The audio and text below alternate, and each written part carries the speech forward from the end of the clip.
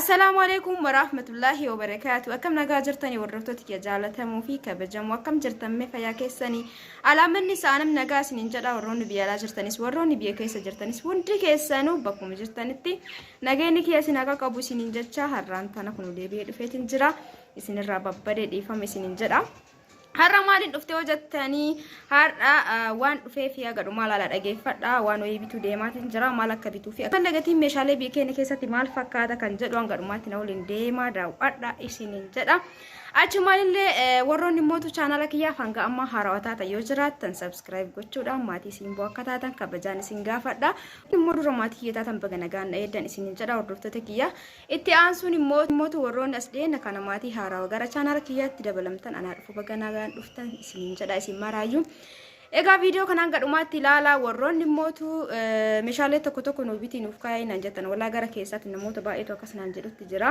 keessattuu adamaan baay'ee takkanii itti waan akka firiijii maaxaarraa yookaan mootu isa bishaan qulqulleessullee warroonni ajajan hedduu jira garuu dhiifam isiniin jedha maaliif jennaan wanti namaa yookaan hadaraan namaa tokko hedduun ulfaata nama namni gargaarullee jiraatu qaba jechuudha waan akkana kana bitee ol kaa'uudhaaf sanummaaf isinirraa las jedhee akkasi dhiifama isiniin jedha akkasumallee wantoota baay'ee na gaafataa jirtanii dhiifama isiniin jedha gaafii keessan deebisuudha bukiyyaa fi itti aansee namoonni immoo lakkoofsa bilbilaa kiyya yeroo baay'ee na gaafataa turtan bakka video jalatti lakkoofsa bilbilaa barreessuun dhorkaa waan ta'eef saniif isin barreessuu didee amma video kana keessatti egaa namoonni bilbila kiyya barbaadan kunoo bilbila kiyya isin barreesseetiin jira maaliif jennaa yeroo dheeraaf bilbila kiyya nagaafataa turtanii garuu video jalatti bilbila barreessuun akkana video keessatti yoo ta'e malee koomenti jalatti video lakkoofsa barreessuun dhorkaadha saniif isinirraa cadhisee dhiifame isinin jedha itti aansee mootu har'aan tana waanan bitee qabadee dhufe isinitti agarsiisa asumaanillee warroonni meeshaa garagaraa bitiin uf kaa'inan jettan akka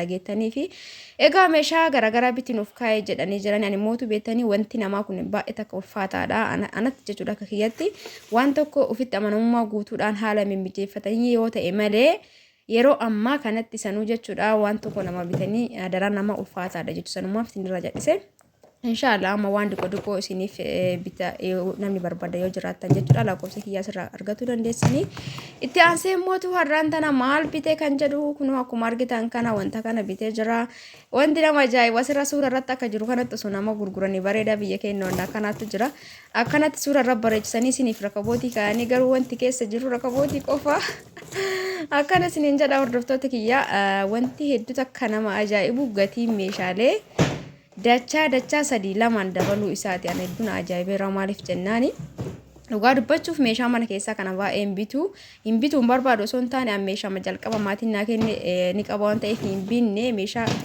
waan akka burcuqqoo waan akka sinii yeroo cabe malee dhugaa isiniin jedha meeshaa gadi ba'ee yeroo baay'ee hin bituu garuu mootu ammaan tana akka tasaa ta'ee gatii rakabootii kanaatiif gatii sinii ammaan tana yogguu bitu na ajaa'ibee jechuudha maaliif sinillee taanaan dura bitee argee ture rakabootii kana immoo yeroo kennaa namaaf kennee ture jechuudha yeroo inni jalqaba dhufu sanii yeroo san qarshii 650 ture rakabootii kana hundi keessanuu koomentii barreessame jalqaba gizee dhufu qarshii 650 hanga 700 ture garuu ammaan tana wanti jiru nama ajaa'iba jechuudha gatiin isaa akkuma argitan kana sirriitti video yeroo hojjedhu sirriitti akkanatti yeroo hin mul'isin natti tolu keessallee kunoo kana fakkaata kaameraa sirriitti dhiyeessee akka isinitti mul'atuuf gubbaan isallee kana fakkaata jechuudha itti aansee moonni isin beekuu qabdan rakabootiin kun bifa lamatu jira jechuudha saayiziin isaa kana gadi jira kun guddaadha jechuudha itti aansee sufraan kunillee jira sufraan kunis yeroo gurguramu bifa lamaanii tokko meetira tokko fulakka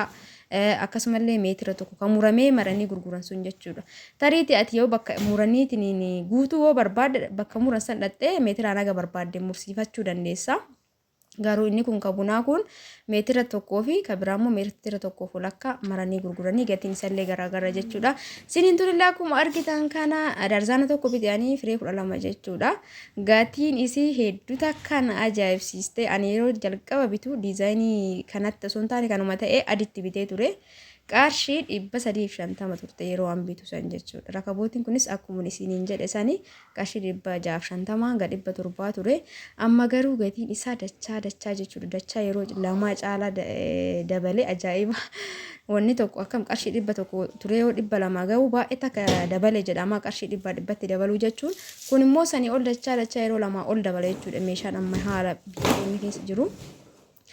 Egaa kana isiniin jedha hordoftoota kee hundaafuu waan yeroon fideedha. Egaa muluu isaa dardaree isinitti agarsiisa warroonni meeshaalee garagaraa noobitii adaaman baay'ee takko itti keessattuu namoonni baay'ee namoonni maxaara na jira maxaara noobitii ka bishaan qabbaneessu jedhanii warroonni firiijinaan jedhanillee jira hunda keessanii yoo andeebii isiniin deebisnee maaliif jennaan akkuma dura isiniin jedhee haala mimmijeeffadheeti malee oluma kaanee adaraa nama meeshaa bituun ulfaataadha gara manaa galchuun ulfaataadha haala sansan mijeeffatan malee oluma kaanee waan namaa bitaniitiin balleessuun hin ta'u kan jedhu sanumaaf sinirraa obse inshallah amma namoonni na barbaadan lakkoofsa kiyya sirraa qabatanii meeshaa gugurdaa osoo hin taane meeshaa jiddu galeessa isiniif bituu danda'a jechuudha. Egaa isiniin tun akkuma dura isiniin jedhe jalqaba qarshii 350 turte diizaayinii tana barbaadeeti malee adiitti bitee ture qarshii 350 yeroo isin dhuftusanii garuu amma qarshii 800 fireen jaha jechuudha. Fireen jaha qarshii 800 yaadanii jalqaba daarzaan tokkotu fireen 12tu 700 ture. Maaliif fireen jaha 350 ammallee fireen jaha 350 ture jechuudha. Amma garuu takkitti matu hisaaba daarzanaa sanii ol ta'e jechuudha isinii agaruu dhugaa hedduun ajaa'ibaana. Garuu mootu yeroo keessummaan akkana nama dhuftuu fi malee fireen jaha sun illee gahaadha maatii ofiitii fi garuu yeroo namni namatti dhufu dirqama jechuudha. Inni lama bituurra yeroo akkana waan jedhan firee 12 akkasuma mala jiraate hin badu jechuudha. Hordoftoota kiyyaa kana fakkaata yeroo daraddaramu keessa warra qabaatu ni mala akkuma dhufetti isinitti agarsiisaa jira. Rakabootiin kun dhugaa hedduun ajaa'iba kunoo kana fakkaatti bareedudha. Diizaayiniin jaaladheeraani. Isinillee koomentii naa barreessa isiniin jedha hordoftoota kiyya.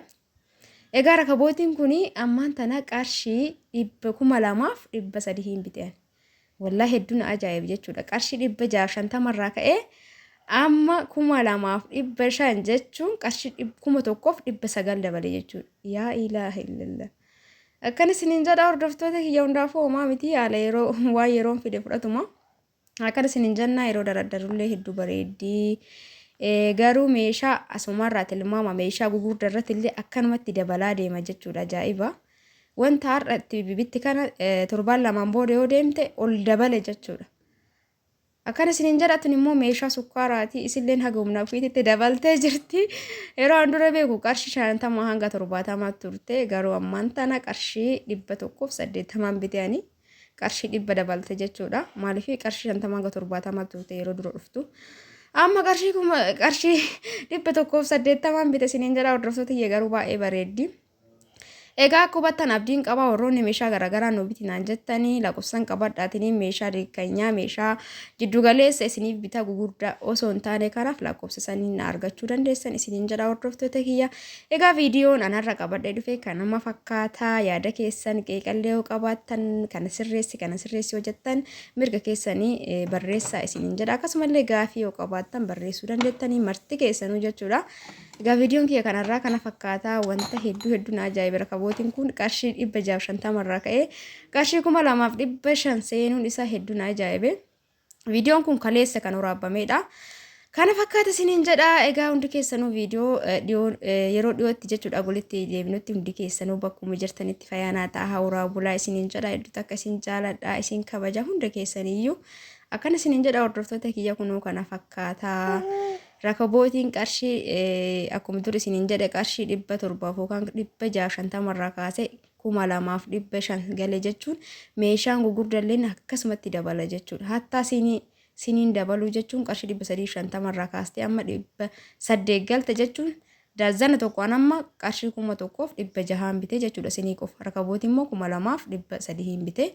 Sanuu dambanyaa waan taateef malee 2,500 jette garuu rakabootiin garaagarummaa qaba. Kun 2,000 jechuudha kanaa gadi. Akkana isiniin jedha hordoftoota kiyya. Egaa akkuma durri isiniin jedha viidiyoo kana immoo ganumaa laaltanii laayikii sheerii gochuu hin dagatinaa. Egaa yeroo dhiyootti walitti deebina hangasittuu fayyaana ta'aa horaa bulaa isiniin jedha. Baay baay.